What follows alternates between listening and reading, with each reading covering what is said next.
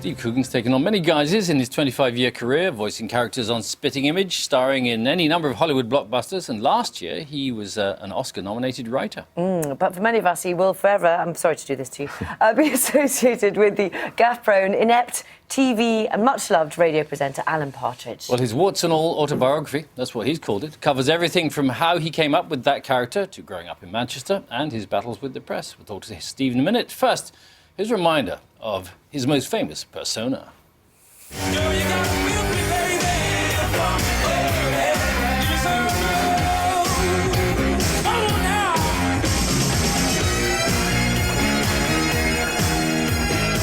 Your fog lamps are on. Your fog lamps are on. There's no fog. There's no fog. No fog. We've all said it. We've all said it. Haven't you? What, aha? No. No, your fog lamps are on. I know, it's one of those things that, those bugbears. You take from life and you throw it into the mix. Yeah, mine is mostly the singing, actually. Before we've got so much to talk to you about, let's quickly talk about your last week or so, because we've been talking about floods all the time, and you were stuck somewhere because of that as well? I went up to Coniston, where I stay sometimes in my little retreat, and I got stuck on. I went down the back of Thirlmere Lake and got stuck on a landslide there. I was trying to drive past it in this four-wheel drive because the other roads were blocked, and I got stuck in it at midnight, and there was no signal on my phone, and I had to spend the night there. But so stuck between two landslides?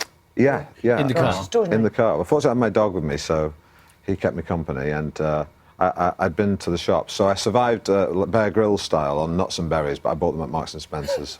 How did you get out?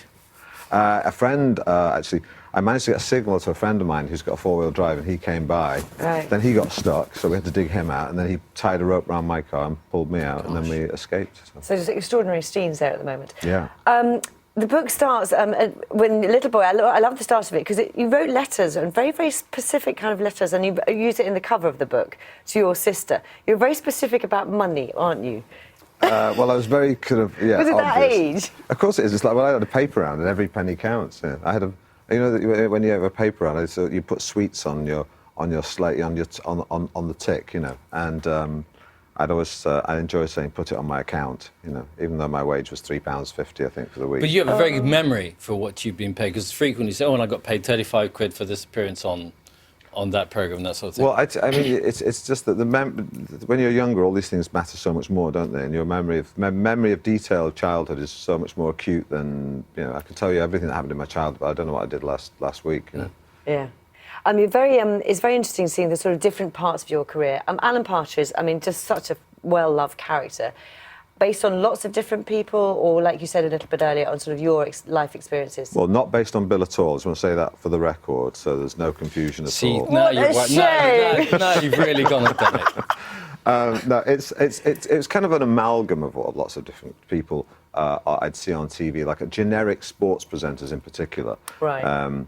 Because, of course, the thing about... and also, when you're broadcasting, the worst crime of all is dead air. So it's like, keep talking. Even if you're not sure what you're talking about, keep talking. Yeah. So, we know that you know crime. That one. But what I love about him is there is a Partridge-esque character in every single local radio station in Britain somewhere.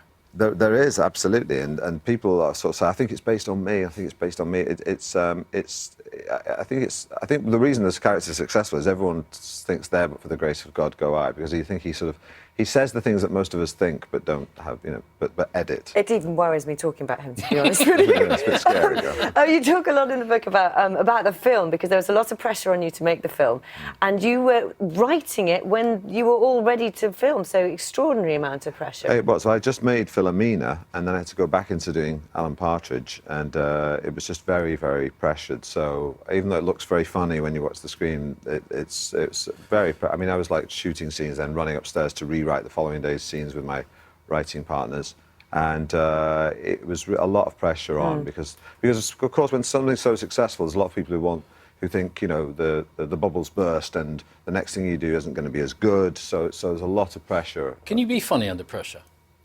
Or can you write funnily under pressure? Well, I think it actually helps in a way, because the some people have got their knives out waiting for you to fail, and one thing that drives you on is I want to disappoint those people who want it to be bad. You know, so pressure is actually a good thing. Well, can we just say, Alan Partridge is back. Let's take a look at an exclusive clip from your new series, Mid-Morning Matters 2. OK, online now we have an addict who wishes to remain anonymous, so we've disguised their voice. Hello, caller. What's your story? I'm addicted to gambling. The sound guy said it'd be fine. I'm up to my eyes in debt. My marriage is in bits. I've lost my job selling wool at the market. Sorry, I'm getting quite emotional. It's all right, mate. Take your time. So your wife had left you? My husband. I'm a woman. Of course. Sorry. Yes, of course. Men don't sell wool. Listen, love, I think we're going to have to cut this short. The voice distorter's bending your gender. It's also making you sound like a villain from a faraway galaxy. Could you simply say, soon your planet will be mine? Soon your planet will be mine. Yeah, I think we're going to have to leave it there. OK. Yeah. I wish you could hear the people laughing, which I can hear in my ear. Talk about Philomena as well. Because, that's coming out. I should tell people when that's coming out. Oh, actually. it's February, mid-February on Sky Atlantic. Yeah. And is it what? How many is it? There's 6 of them, and then there's a special at the end. Yeah. OK. Tell me a little bit about Philomena, because this came from a newspaper article originally that you read, didn't it? Yeah, it was an article in The Guardian about Philomena and Martin Sixsmith. Used to do it was the BBC's Moscow and Washington correspondent back in the day, and yeah, the story just leapt out at me, and there was a photograph in the article of Martin Sixsmith sat next to Philomena, and they looked like such an odd couple. That was what I thought would make a good movie. So it was really gratifying to see something from beginning to end, and it went beyond my wildest dreams in terms of what the success it had. You had a lightning start to your career in the sense that you got into doing voices for Spitting Image when you were pretty young, but always aware that you had to move on to something else, because if you're an impressionist, that's all good, but...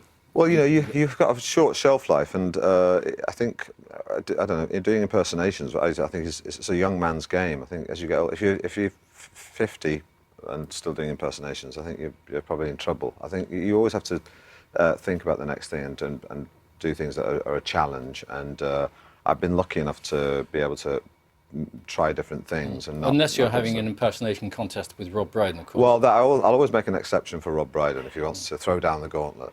Who is... I mean, naturally, you would say that you're better than him. You could ask. Well, I think Rob is probably more entertaining with his impersonations, but I think I'm more technically accurate. So you win on points? Yeah. Okay. Did you enjoy the trip as well, as much as It really is as enjoyable as it looks. I mean, I just finished actually working on Partridge when I went out to do the trip, and I was exhausted. And I wasn't in the mood for doing any more work. But then I realised it wasn't really work at all when I was sitting there on the Amalfi Coast with a glass of wine and Rob and some beautiful, fantastic Brilliant. food. So it was, yeah, it's as fun as it looks. That's good to hear. Steve, thanks very much. Really lovely to see you. Thanks for coming to see us. Steve Coogan's autobiography is called Easily Distracted. That's it from us for